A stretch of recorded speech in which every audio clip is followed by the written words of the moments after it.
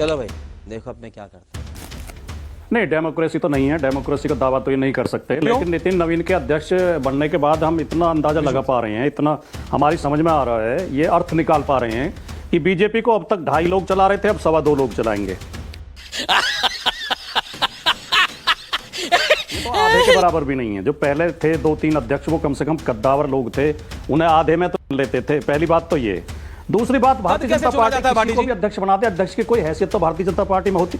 अच्छा जी, मैं बोल रहा हूँ एक एक सवाल का जवाब दूंगा। आपके बिना पूछे ही सारे सवालों के जवाब आ जाएंगे, जो आप चाह रहे हैं। भारतीय जनता पार्टी में अध्यक्ष की कोई हैसियत तो होती नहीं है। भारतीय जनता पार्टी में अध्यक्ष को कोई पूछता तो है नहीं। आप जैन जी कर रहे हैं। जैन जी को तो कोई निर्णय लेना नहीं है, 2 बुड्ढों को निर्णय लेना है। भारतीय जनता पार्टी के सारे निर्णय 2 बुड्ढों को लेने हैं। पहली बात तो नितिन नवीन जैन जी में नहीं आते। जैन जी में वो आते हैं जो 1997 आज भाषा क्या हो गई आपकी? 1997 के बाद पैदा हुए, वो जैन जी में। तो चलिए शुरू करते हैं।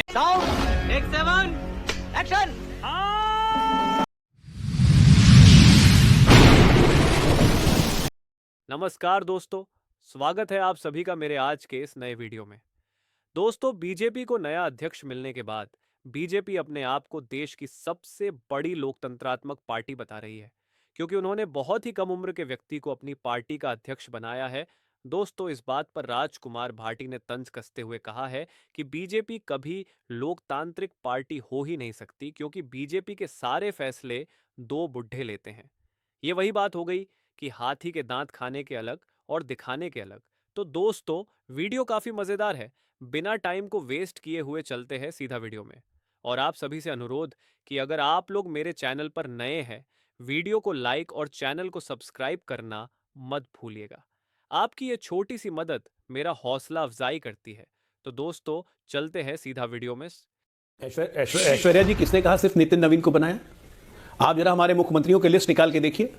योगी आदित्यनाथ जब उत्तर प्रदेश के मुख्यमंत्री बने थे तो उस वक्त उनकी उम्र क्या थी? क्या? आज से 8 साल पहले योगी जी मात्र 46 साल के थे जब मुख्यमंत्री बने उत्तर प्रदेश जैसे राज्य की। देवेंद्र फडणवीस की उम्र क्या थी जब 2014 में बने थे? युवा नेतृत्व को आगे लाना हर फ्रंट पे, चाहे वो संगठन का फ्रंट हो, चाहे वो सरकार का फ्रंट हो, ये बीजेपी की हमेशा से कोशिश रही है, प्रधानमंत्री की सोच रही है। आज तक कि देश के किसी प्रधानमंत्री ने यह घोषणा की थी कि मैं 1 लाख युवाओं को लाना चाहता हूं जिनका कोई राजनीतिक बैकग्राउंड नहीं हो। और आज उसी के तहत कितने युवा आ रहे हैं, आज राजनीति में प्रवेश कर रहे हैं। हम बाकी पार्टियों को तो हमें भी धन्यवाद देना चाहिए कि सारे ये युवा बीजेपी में नहीं आ रहे हैं, आपके दल में भी जा रहे हैं, लेकिन प्रधानमंत्री के आह्वान से ही प्रेरित होकर तो जा रहे हैं। क्या बोला तूने? तो अगर युवा, एक अच्छा युवा, पूर्ण युवा राजनीति की तरफ आकर्षित होता है तो दिक्कत क्या है? अब उसी बात आप कहते हैं कि दिक्कत समझनी चाहिए। हमसे ज्यादा जेनजी से कोई मेल करता ही नहीं है। टेक्नोलॉजी ड्रिवन जितने हम हैं, जितनी हमारी पार्टी है, आप सोचिए डिजिटल ट्रांजैक्शन सबसे ज्यादा हमारे कार्यकाल में शुरू हुआ, हमारे कार्यकाल में 49% पड़ा। ये डिजिटल ट्रांजैक्शन आज सबसे ज्यादा कौन कर रहा है? युवा कर रहा है। भीम ऐप कौन यूज कर रहा है? युवा यूज कर रहा है। गूगल तो लेटेस्ट न्यूज है, गूगल पे, यूपीआई, ये सब कौन कर रहे हैं? सब युवा कर रहे हैं। टेक्नोलॉजी आज इंटरनेट का युवा हमारे साथ कौन कर रहा है? युवा। वो कह रहे युवा तो था ही, और अब तो नितिन नवीन 45 साल के राष्ट्रीय अध्यक्ष हैं। वो तो पूरी युवा, वो तो पूरे के पूरे नवीन एनर्जी लेके आ रहे हैं। तो फिर वो कह रहे हैं कि अब कुछ है नहीं। समाजवादी पार्टी की क्या सोच है? आप टक्कर दे पाएंगे? आपकी पार्टी में तो एक ही परिवार के मतलब अध्यक्ष होते हैं। बीजेपी बोल, अब देख तू अब तू गया बेटा, अब तू गया, देख तेरी। हमारे यहाँ कम से कम डेमोक्रेसी तो है। भाटी जी, फ्लोर इज योर्स। नहीं, डेमोक्रेसी तो नहीं है। डेमोक्रेसी का दावा तो ये नहीं कर सकते, लेकिन नितिन नवीन के अध्यक्ष बनने के बाद हम इतना अंदाजा लगा पा रहे हैं, इतना हमारी समझ में आ रहा है, ये अर्थ निकाल पा रहे हैं कि बीजेपी को अब तक 2.5 लोग चला रहे थे, अब 2.25 लोग चलाएंगे। ये तो आधे के बराबर भी नहीं है। जो पहले थे 2-3 अध्यक्ष, वो कम से कम कद्दावर लोग थे, उन्हें आधे में तो लेते थे। पहली बात तो ये। दूसरी बात, भारतीय जनता पार्टी को भी अध्यक्ष बनाते, अध्यक्ष की कोई हैसियत तो भारतीय जनता पार्टी में होती। अच्छा जी, क्या कहना क्या चाह रहे हैं भाई आप? मैं बोल रहा हूँ एक एक सवाल का जवाब दूंगा। आपके बिना पूछे ही सारे सवालों के जवाब आ जाएंगे, जो आप चाह रहे हैं। बोल। भारतीय जनता पार्टी में अध्यक्ष की कोई हैसियत तो होती नहीं है। भारतीय जनता पार्टी में अध्यक्ष को कोई पूछता तो है नहीं। आप जैन जी कर रहे हैं। जैन जी को तो कोई निर्णय लेना नहीं है, 2 बुड्ढों को निर्णय लेना है। भारतीय जनता पार्टी के सारे निर्णय 2 बुड्ढों को लेने हैं। अच्छा बात नहीं है।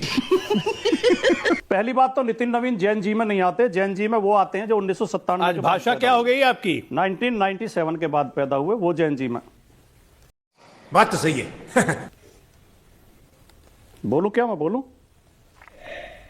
पहली बात तो ये, नितिन नवीन जैन जी में नहीं आते हैं। दूसरी बात, अगर युवा होना योग्यता है, अभी अजय आलोक जी कह रहे थे योगी आदित्यनाथ की आयु देखिए, किस आयु में वो मुख्यमंत्री बने थे।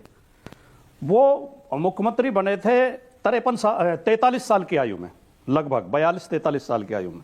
अखिलेश यादव जी तो 38 साल की आयु में मुख्यमंत्री बन गए थे। क्या बात है सर, क्या बात है सर। और आज अगर भारतीय जनता पार्टी के खिलाफ जो पार्टी राजनीति कर रही है, उनके सबके नेता युवा हैं, चाहे समाजवादी पार्टी हो, चाहे आरजेडी हो, चाहे कांग्रेस हो, क्या अजय जी, चाहे टीएमसी हो, सबके नेता युवा। अगर युवा होना योग्यता है, दिल पे हाथ रख के भाटी जी युवा बोल तो दें। विपक्षी पार्टियों में, दिल पे हाथ रख के भाटी जी बोल दें। दिल पे हाथ रख के भाटी जी बोल दें, अगर अखिलेश मुलायम सिंह के पुत्र नहीं होते तो क्या समाजवादी पार्टी में किसी जन्म में मुख्यमंत्री बने होते? ये बड़ी अच्छी बात कही आप। बस दिल पे हाथ रख के जी बोलूं क्या मैं? मान लूं जी वो आपसे सवाल पूछ रहे हैं। आपके शो को जी बताएं। आपके शो को अजय आलोक ने कैप्चर कर लिया है क्या? एंकर अजय आलोक हो गए हैं क्या? अजय आलोक कैप्चर नहीं किया भाटी जी, शो चलेगा? इतना आसान नहीं है, टेंशन मत लीजिए। हमें जली ना, तेरी भी जली ना। आपसे सवाल कर रहे हैं डायरेक्ट, बोलना नहीं दे रहे हैं। नहीं बोलना। अच्छा बोलिए, अपनी बात पूरी कीजिए। ओके। अब मैं ऐश्वर्या जी आपकी बात को मैं आपके एक सवाल का बहुत ईमानदारी पूर्वक जवाब देता हूं। आपने जो सवाल उठाया कि समाजवादी पार्टी या और जो क्षेत्रीय दल हैं उनमें व्यक्तिवाद होता है। देखिए, अगर हम राजनीति को थोड़ा समझें, राष्ट्रीय पार्टियों का चरित्र अलग होता है, जो बीजेपी कांग्रेस है। क्षेत्रीय दलों का चरित्र हमेशा व्यक्तिवादी ही होता है, यह स्वाभाविक है। क्षेत्रीय दल एक प्रदेश की पार्टी होते हैं जिसमें उस एक व्यक्ति नेता होता है, उसी के पीछे पार्टी होती है। उस व्यक्ति को अगर हटा दें तो पार्टी बिखर जाएगी। यह सच्चाई है, यह वास्तविकता है। देखा, ये बड़ी अच्छी बात कही है। झारखंड में क्या हुआ? चंपेन सोरेन को उन्होंने बना दिया था मुख्यमंत्री, वो बागी हो गए। बिहार में नीतीश कुमार जी ने गलती से बना दिया था मांझी जी को, मांझी जी बागी हो गए। ये क्षेत्रीय दलों की समस्या होती है। इस ठीक है, समझिए। सच्चाई को हमें स्वीकार करना चाहिए। हमें एक पार्टी की प्रशंसा के लिए ऐसा नहीं है कि हम राजनीतिक थ्योरी को बदल देंगे, राजनीतिक जो कार्य वो है, तरीका है, उसे बदल देंगे, प्रणाली को बदल देंगे। भाटी जी, कांग्रेस क्षेत्रीय दल है या राष्ट्रीय दल है? एक बात और बोल दूं बस, केवल एक बात और बोल दूं बस, कि भारतीय जनता पार्टी में लोकतंत्र है, इससे ज्यादा बड़ा मजाक तो कुछ हो ही नहीं सकता। भारतीय क्यों लोकतंत्र क्यों नहीं? नहीं, लोकतंत्र क्यों नहीं? संजीव जी आ रहा हूं। नहीं, लोकतंत्र क्यों नहीं? अजय आलोक जी ये वो कह रहे हैं लोकतंत्र नहीं। मैं वही तो बोल रहा हूं, मैं बता तो रहा हूं। हाँ सर, मैं बता रहा हूं सर, मैं बता रहा हूं। कम से कम बाकी पार्टियों में पार्टी के अंदर तो तय होता है अध्यक्ष कौन बनेगा। हाँ। इनका अध्यक्ष तो नागपुर में जाकर तय होता है, इनकी नीतियां तो नागपुर में तय होती हैं। हाँ। जिस संगठन को हमारे प्रधानमंत्री एनजीओ कह रहे थे, वो एनजीओ तय करता है इनकी नीतियां। ये तो घोर अलोकतांत्रिक पार्टी है। इस पार्टी के कार्यकर्ताओं आपके यहां परिवार का हो तो मजबूरियां हैं। नहीं, एक सेकंड, आपकी क्षेत्रीय दलों में समाजवादी पार्टी में मजबूरी होती है। ऐश्वर्या जी समझिए, नहीं, आप समझिए, मजबूरी होती है। अगर किसी और को, अगर राजकुमार भाटी को बना दिया तो राजकुमार भाटी बागी बन जाएंगे। अबे शक्ल तेरी बवासीर जैसी, बातें तो अच्छी किया कर। अगर संजीव झा को अरविंद केजरीवाल ने बना दिया तो संजीव झा बागी संजीव झा बन जाएंगे। हमारी मजबूरी है। लेकिन यहां बीजेपी खुले डंके की चोट पे बोलती है कि हमारा पॉलिटिकल आइडियोलॉग राष्ट्रीय स्वयंसेवक संघ है, तो आप बोलते हो एनजीओ चला रहा है, एनजीओ सरकार। एनजीओ कम से कम एक परिवार तो नहीं है। भाटी जी, प्रधानमंत्री आपकी मजबूरी है, प्रधानमंत्री ने आपकी मजबूरी है, और उनकी प्रधानमंत्री नरेंद्र मोदी ने एनजीओ कहा, आरएसएस के लिए मैं नहीं कह रहा। तो क्या है? कॉर्पोरेशन है आरएसएस। एनजीओ कहा। यही नहीं, अभी और सुनिए। नहीं तो आरएसएस कॉर्पोरेशन है, क्या है आपके हिसाब से? नहीं, क्या है? एलएलपी है, क्या है? नहीं, एलएलपी आरएसएस क्या है आपके हिसाब से? एनजीओ नहीं है तो क्या है आपके हिसाब से? देखो, सच्चाई तो स्वीकार करो। अरे मैं आप ही से तो पूछ रहा हूं भाटी जी, क्या है? स्वीकार करो। आपने बोला, वही तो कह रहा हूं, गुरुदेव में वही तो कह, आपने कहा कि अगर आपको बना दिया अखिलेश यादव ने तो आप बागी बन जाओगे। चला रहो। पहले जमाने के बागी बीहड़ में रहते थे, आजकल बागी मुख्यमंत्री बन जाते हैं। नहीं, आपने यही तो कहा कि क्षेत्रीय दलों में मांझी जी को बनाया, उन्होंने कि चंपई सोरेन जी को बनाया, वो बागी बन गए। केजरीवाल जी इसी डर से संजीव झा आपको नहीं बना रहे कि आप बागी हो जाओगे। संजीव झा, आप एक ही बीजेपी में कोई बागी हो नहीं सकता, क्योंकि that is the point Bhati ji. तुमसे ना हो पाएगा, हमें तुम्हारे लक्षण बिल्कुल ठीक नहीं लग उसका जनता पार्टी का लोग भाटी जी, आप भी देखो, हिंदी में प्रसंग सही भावार्थ करवाते थे। अजय आलोक जी आ रहा हूं, आपका बिल्कुल प्रसंग सही भावार्थ वही है कि भाटी जी को ताकत नहीं देना, भाटी जी बागी हो जाएंगे। संजीव झा को नहीं देना, संजीव झा बागी हो जाएगा। अजय आलोक को टेंशन नहीं है।